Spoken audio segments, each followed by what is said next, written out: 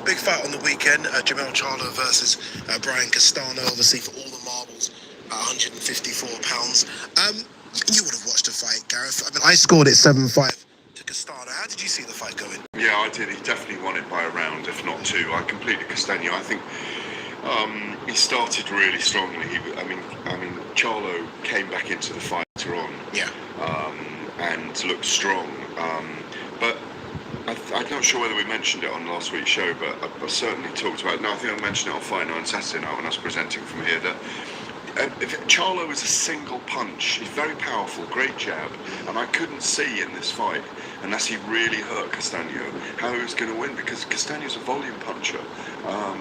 And I thought it was very unfair. I mean, I think wasn't one of the cards 117, 111. Yes. To Charlo as well, and I just don't get it. I don't see how someone scores a fight 9 rounds to 3 to Charlo in that fight. I cannot see how you give him 9 rounds. Genuinely, I just cannot see it. What needs to happen with that? And look, Gareth, it's not just them. We've seen some crazy scorecards all over the world, especially in the last couple of years. You obviously watching boxing for as long as you've watched it. You know we've seen them many a time. What needs to happen? Do judges need to be reprimanded? Do they need to be brought in front of the governing bodies and said, okay, explain the score? You can't get away with that. That judge Miguel Vasquez gave it 117, 111. I've watched the fight back twice.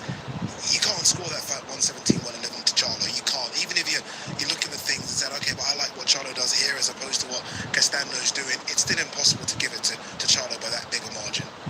Yeah, I just don't see it. It's like you say, that the overwhelming body of evidence and people who you respect, it's a subjective business, isn't it? So people you respect, you look at their scores, and it doesn't make any sense. It's a heinous error, and it's an error that judge's card cost Castano.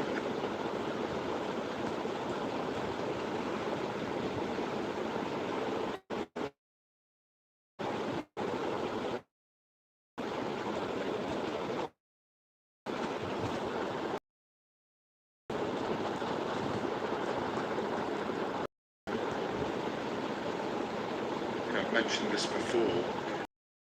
They should have a ranking system for judges, like they do for boxers, and the best judges should be used. Super Bowl favorite, a major Super Bowl contender with Aaron Rodgers, and without him, they are not. I think that's I don't even think that's an opinion, right? That's just a statement of fact. So, how much is that one season worth if you're the Packers? They have all the options here. Rodgers cannot demand anything. I guess he can demand what he wants, but he can't dictate anything. The only option he really has that they cannot control is his own retirement. And even that may not be the worst of all the options for the Packers. By the way, they get a ton of money back if that happens. So this situation is fascinating. Fascinating.